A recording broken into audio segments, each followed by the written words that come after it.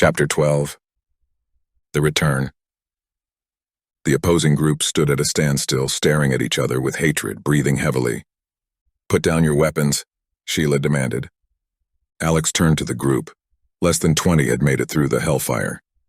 "Disengage," Alex requested as he retracted his cannon. "Never," a loyalist retorted. She raised her gun towards Sheila but was quickly shot down. "Get on, you don't have much time," Sheila reminded him. The burning moved closer. The safety that Sheila offered was all that they had to escape the fire's grip. Most loyalist bodies remained stagnant. "They can help us," Alex said. "You're all free to stay.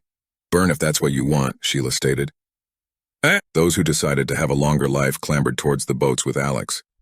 Loyalists who cast doubt on Sheila's offer remained still, waiting for a slow death.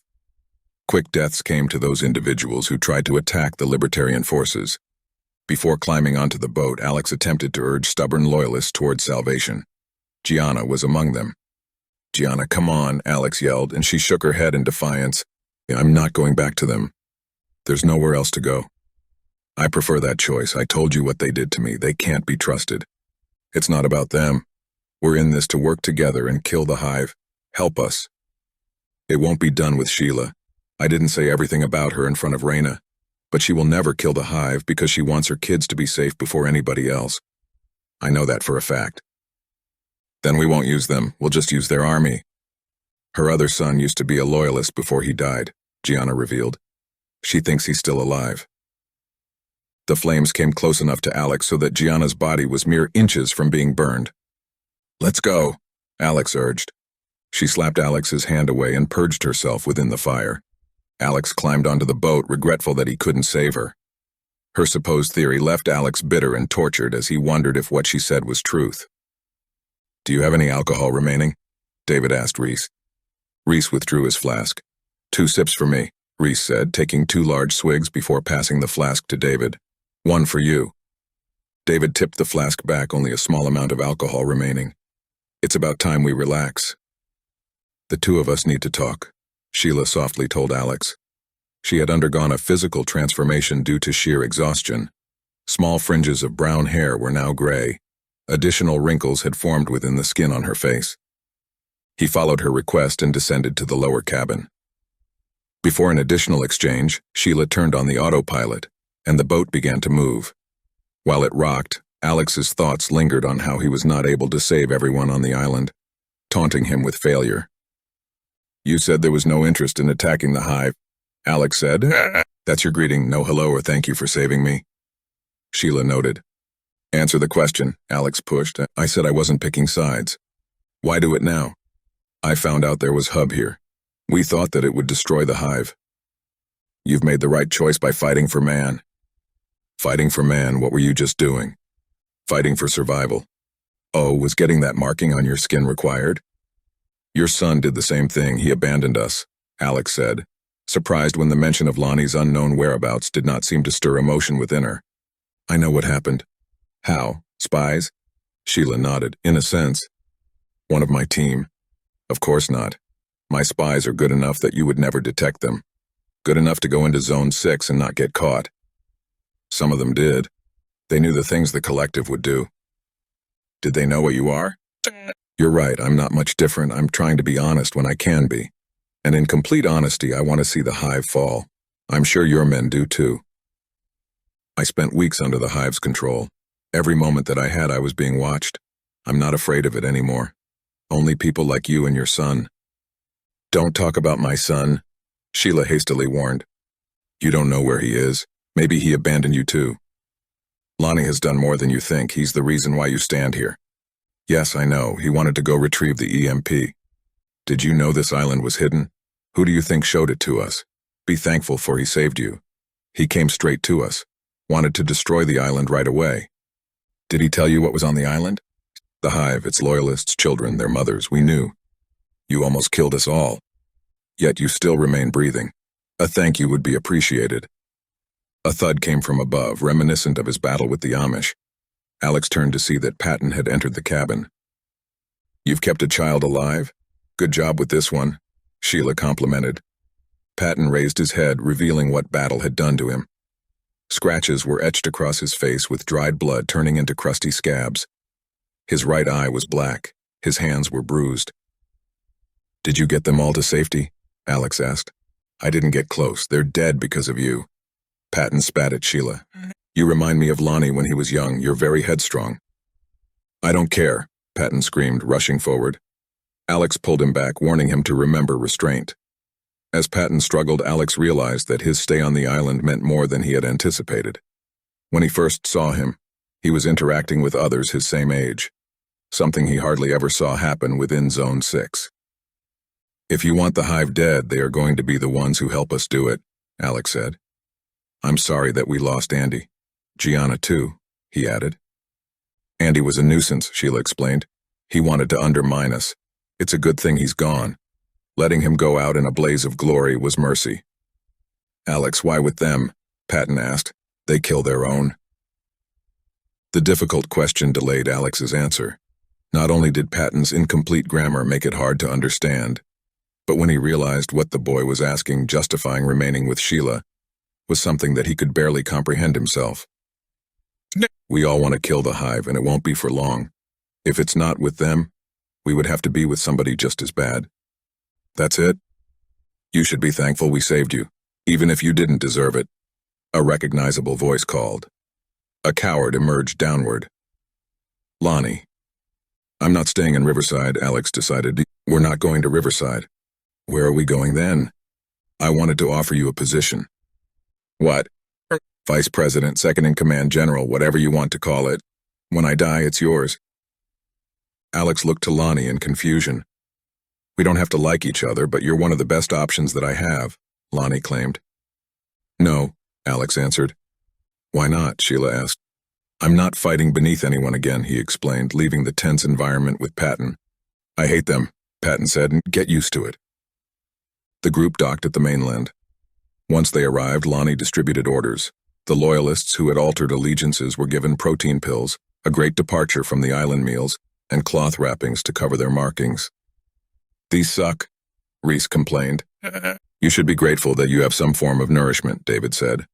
"Not eating gives you a light head, it's fun." "Maybe we shouldn't have saved you," Takeo stated. Lonnie and Sheila approached. "What did you find on the island?" Sheila asked. "Hasn't Lonnie told you?" Alex replied. "First I was a prisoner, then I was an advisor for a day. I did not have time to find anything," Lonnie revealed. "How?" "It knew who I was. It thought I was a threat when it found out how much I knew, like how Zone 6 fell. I actually knew before I met you. And you still forced us on that mission." "Our agreement was that you could use our radio," Sheila reminded him. "The Libertarians deserve people of higher merit than you," David accused. "Our interests are now the same. It would benefit us both if we work together." "You need me more. I know the truth about the Hive. I know what it is, where it came from and what it wants," Alex said. "With your skin markings, who do you think will accept you?" "I can talk my way into it," Reese suggested. "Former loyalists will always have a place with each other," Takeo said. "You would fit better with proper allies." "We are in talks with both the technicians and the Amish," Lonnie stated. "Those are enemies." "Those factions are at a constant state of war," David said. "Now they're at a standstill. We don't know why." "I know you're interested in finding out," Lonnie mocked. "It's a maybe for me," Reese stated. "Are you going to run away again?" Lonnie accused. "I was planning on jogging away this time," Reese jested. Reese's plans tempted Alex, but he knew it was foolish. He had a responsibility to Earth, and he would spend the rest of his life finishing it. "The Hive is not alien, it's a man, one of the elites in the old world, Conrad Westwick. He stopped us from taking over a peaceful planet." Lonnie laughed at the prospect. The others were enamored by the idea. "I'm going to need proof. What human stops other humans from proper ambition?" Lonnie mocked. "A decent one," Takeo said, "but it can't be true. There's no such thing as peaceful planet." "We know nothing about our universe. It's possible," David speculated. "Conrad is dying. It's going to pick a new Hive. The moment that it chooses, the Hive will be strong again," Alex revealed. "Really? Who would that be?" Lonnie asked. "You," Sheila offered. "The best time to attack is now," Alex proposed. "Attacking hubs, now you're making sense," Lonnie stated. "The Hive's source hub is in Zone 6. The faces around him stared in shocked silence. You lived there. You would have seen it. The restricted zone, David realized. As the critical information dawned on the others, Alex pondered how many within Zone 6 knew the truth. If the citizens who occupied it beforehand had kept it a secret, the chance that even Hives had known crossed his mind. All this to get your city back, Lonnie accused. I don't want to go back, but to defeat the Hive, it has to be done, Alex said. Sheila and Lonnie locked eyes with each other. We need to talk, Lonnie decided, departing from the group. In the short break, Alex approached Patton, who sat at the shore. Do you want to race? Patton challenged. Try not to cry when I win. Both men dove into the water. The cool liquid offered Alex a burst of refreshment. Alex did not put in full effort at first. He almost allowed Patton the glory of winning, but once he saw that Patton was faster than he thought, Alex increased his work ethic. During the chase, Alex felt a sensation of inner joy that had not struck him since he first saw that Patton was alive. When you left Zone 6, did you ever get to the restricted area? Did it change? Alex asked. I did forget to tell you, the radiation is not bad. Walking through is how I got out, Patton stated. It didn't affect you? Alex asked. Nothing happened. Alex clenched his fist in irritation over the collective's lies. He came to guess that additional secrets lay within its depths other than the Hive's source. What did you see? Mostly the same. Green smoke I could only see because of goggles a guy gave me. I'm happy you were able to make it out. It was luck. It was skill. Patton nodded, listening, learning, as he always did. You think that? You've survived 2 real battles. Surviving a 3rd and 4th is likely. Thanks. If I die, keep going. Don't worry, I can keep us alive. I can kill a Mecha. You'll have to prove that to me. Alex laughed, proud of Patton's newfound confidence, knowing that it would take him places. Once they returned to shore, Alex revealed his position. I'm not going back to Riverside. It's not ours anymore, Sheila revealed. Make sure Lonnie stays alive, I don't care how. My interest is that our family name carries on. For now, beating the Hive accomplishes that. We share the same goal. The group departed, packing themselves into a vehicle of the old world, a brown car that lacked both armor and speed. As they bounced forward, Alex looked to the team, worried for their future. He felt that Patton was growing too quickly, discovering additional horrors of the world. Reese slipped into his old ways, managing to refill his flask before departing. Takeo's bandana gripped around his hand while the W marking on his forehead remained visible, highlighting his lack of foresight. Cover up your forehead, Alex requested. My past is a part of who I am, Takeo answered. If we're ambushed, I don't want anybody thinking that we used to be loyalists. Don't screw me over, Reese said. We were loyalists. Not real ones, Alex reminded him. I need to get used to it. This is here for the rest of my life. Another time, Alex promised. Takeo placed the wrapping around his forehead, a temporary solution to his permanent issue. It's a shame, in the old world, markings like yours were a known sign of individuality, David said. You would know. You're old enough to have been there. What was it like? Reese jested. I have read that they were happy. They better have been, Alex claimed. They weren't. People who are happy with what they own would not dream of taking the resources of another planet for their own. We're not bad, Patton said. At minimum, we're constantly unfulfilled. The root of our demise. Our fall is from the Hive itself, Alex said. It was us first, Takeo reminded them. Can't wait till war's over, Patton said, and another one will replace it, likely far grander than this one, David claimed. In Zone 5, our armory only had one weapon that I didn't understand. It was like a cane, but it had crystals at its ends. I watched a man speak odd words, and from it he managed to cut limbs. The cane certainly was not made by us. Maybe the cosmos isn't as peaceful as we thought it was. There will be fights, Takeo suggested. Of course. Ancient texts have shown that wars between nations were sparked by problems much smaller than resource distribution, but most lived in luxury once the world united.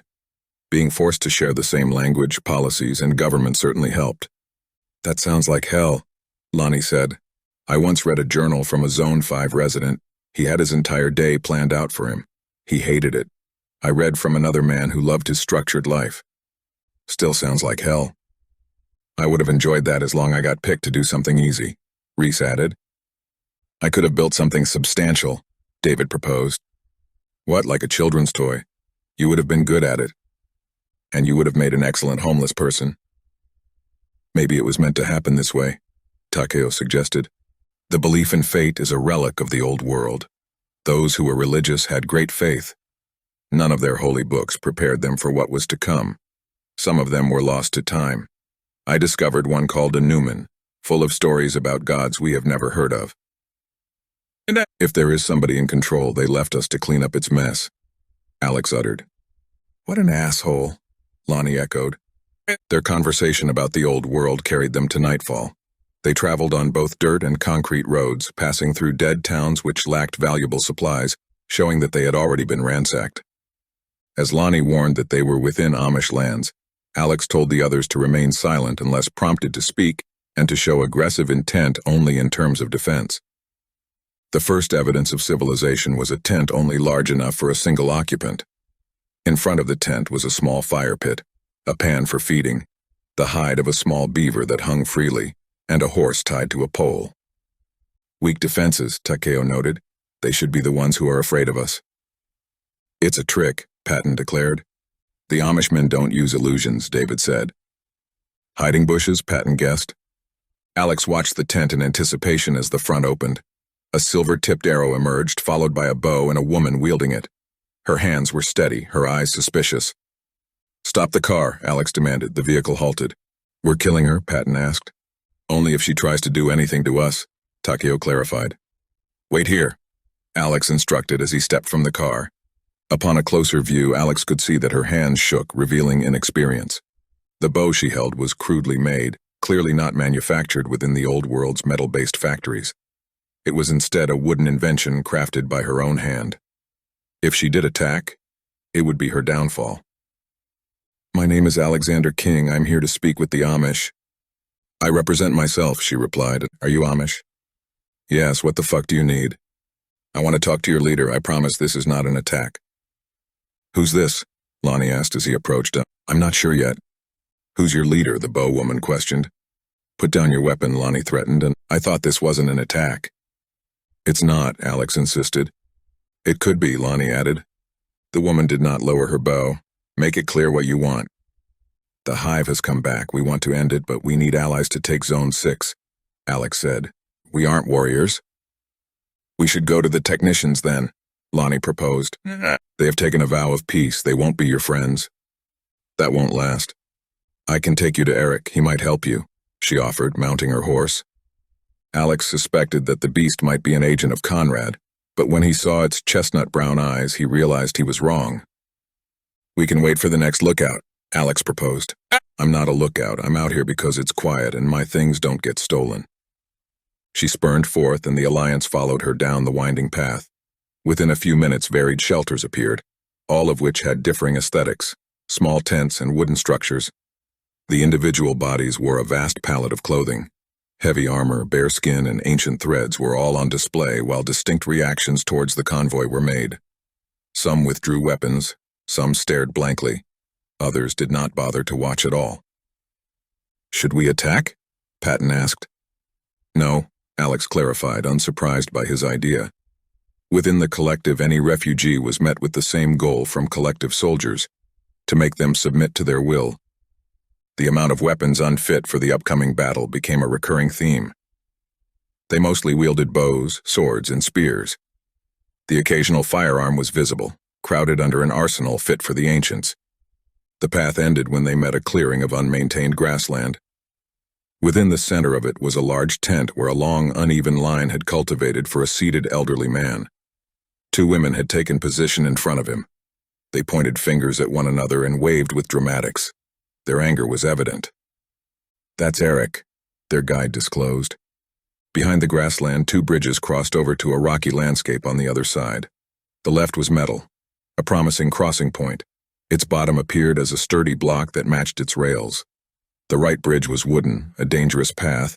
Its sides contained frayed rope as a guardrail, and a bottom containing the occasional missing platform. The men departed from the car and took themselves to the rear end of the line. The purpose of the gathering was discovered to be conflict resolution for petty inquiries. Land disputes and accusations of theft acted as the center for the arguments. Eric's role was to consider both sides until he came to a conclusion. His solutions resulted in giving a general idea of what to do, but he never directed orders. Many were unsatisfied and were encouraged to return. The tent flap swayed, offering a chance to view the inside. Within its center was a bulky silver object, topped by an antenna. A blue path ignited within the silver shell. An EMP. "Visitors, I personally welcome you," Eric boomed before they could speak. "What are your names?" "I'm Lonnie, the leader of the Libertarians, and—" "What about you, child?" "Patton." "And you?" "David." "Reese." "Alexander, we're here for allies to strike against the Hive. We have a chance to end it permanently. I'm sure that everybody here wants the same thing." Eric's face remained warm while Alex spoke about humanity's enemy. "Where are you from?" "The Collective." "In the Collective, does everybody want the exact same thing?" "Well, not always. It's the same here. Some will help you. They might see it as a chance for glory. Others won't be interested, but everybody will yield their own fate. Don't talk to me. Talk to them." "Their own fate?" Takeo questioned. "You've banned advanced weapons. I see plenty of plasma among you. Our use of ancient technology is misconceived. It's a choice, not forced." "We're not here for backstory," Lonnie interrupted. "The Hive's heart is in the city of Zone 6. This might be our only chance." "You'll need to explain how you're aware of this."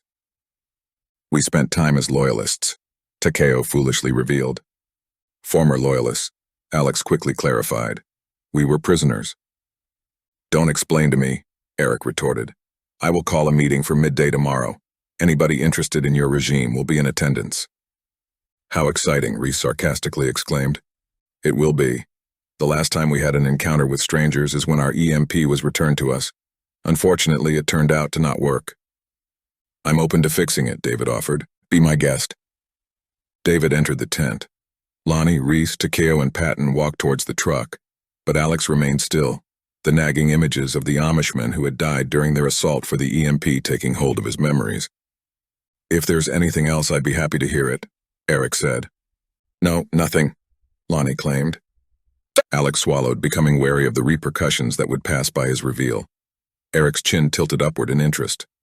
"In the past, we attacked Amishmen," Alex unveiled. "God damn it," Lonnie cursed.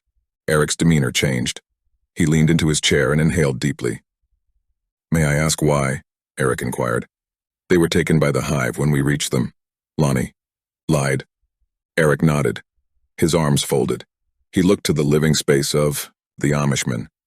"Consequences often come to those who leave us."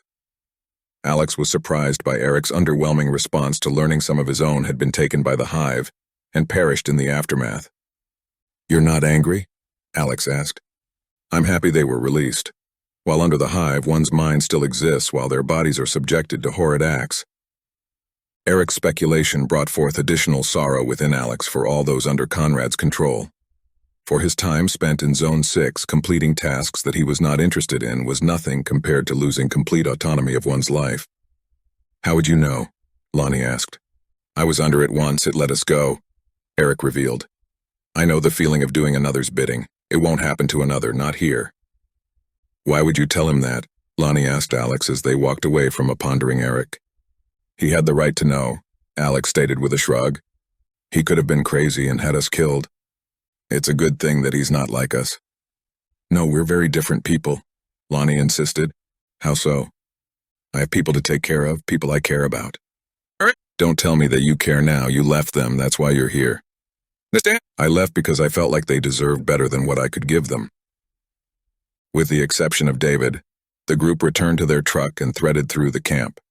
Reese requested that he be dropped off when he saw a circle of men exchanging odd cigars. Lonnie decided to join him. "Don't do anything that's going to ruin you permanently," Alex warned. "I'm watching him, that's not going to happen," Lonnie said. He leaned inward and whispered, "I'll gather intel, make some contacts so that they're loyal if shit ever hits the fan." "What?" Reese asked. "Old world saying," Lonnie said. "Nah, old man saying." Lonnie exhaled in annoyance and walked towards the circle of Amishmen. "Drugs are going to be the death of you," Alex predicted. "Please, you can't name one time that drugs have seriously affected my life. You got drunk, couldn't escape a simple cave. Now you have to help kill the most powerful enemy that humans have ever fought. Takeo stated dryly. I'm still a war hero, Reese proclaimed. That means nothing. Talk to President, yeah. I don't care about President, yeah. I think you're the one who's drunk, Reese declared as he departed. You shouldn't have let them go, Takeo said. His arms were crossed, his tone short. We should stick together. I want to do the opposite. I want you to take the car and go to the technicians. I'm not interested. I'm asking you to do something. We're not men of the collective anymore. No, but we still need to work together. We're an alliance, Alex proclaimed. You can't tell us what we can and can't do. Taken aback by the sudden hostility, Alex opted to push further. Do you want to take leadership? He challenged. Not of anybody here. If you were given the choice back in Zone 6, would you have accepted the role of commander?